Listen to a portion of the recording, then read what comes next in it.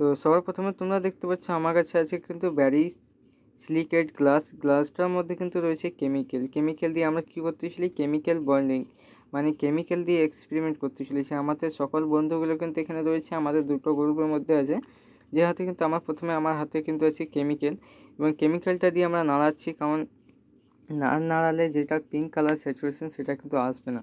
তোমরা হয়তো প্রথম থেকে ভিডিওটা দেখো, তাহলে বুঝতে পারবে যে কেমিক্যালের একটা সাদা জলের মধ্যে কীভাবে পিঙ্ক কালার স্যাচুরেশনটা আসছে। এখানে কিন্তু আগে থেকেই বলে দিচ্ছি, কারণ এখানের মধ্যে এয়ার ড্রপার 2 ফোঁটা ইউজ করানো হয়েছে, যার ফলে কিন্তু এই পিঙ্ক কালারটা যেন আসে।